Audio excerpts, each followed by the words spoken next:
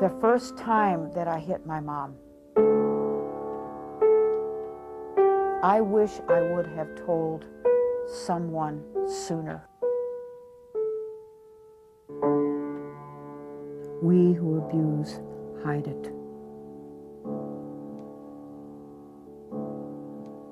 Nancy Hansen lived together with her mother for most of her life.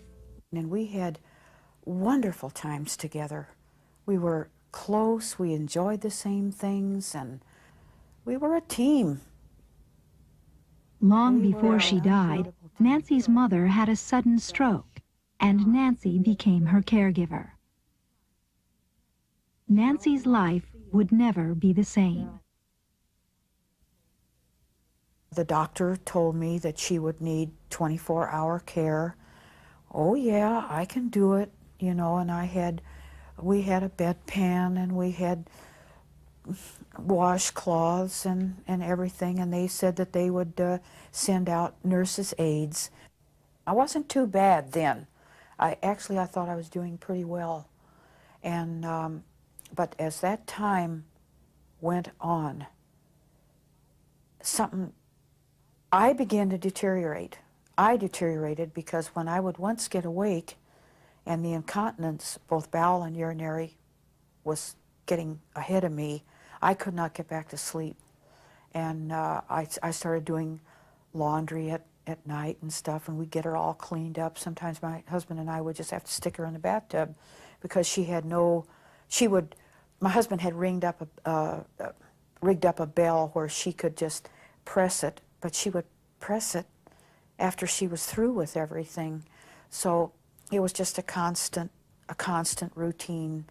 It was like a squirrel's cage for me. I began having very suspicious, angry feelings that my mom was maybe doing some of this stuff on purpose. And that was my first very clear warning, because I lost this. I was beginning to expect normal reactions from someone who was no longer normal. And it got to the point where she didn't any longer want me to take care of her because I was beginning the psychological abuse. The things I said to her were unforgivable. I told her that her brain was like a sieve, that she couldn't remember. And I said, if you don't stop messing up, you know, we're going to stick you in a nursing home. Or, Mom, I'm thinking very seriously about making you lie in it. And I know that you're not going to like that at all. And she would cry and she would say, honey, I don't do it on purpose. And I'd say, get real. And I will never, ever forget the first time that I hit my mom. I was totally losing control. I am a very organized person. I was becoming very angry that I could no longer organize. She would be so slow in getting her clothes on, and then she wanted her makeup put on. And she wasn't always maybe cooperating with me while I was putting on her makeup.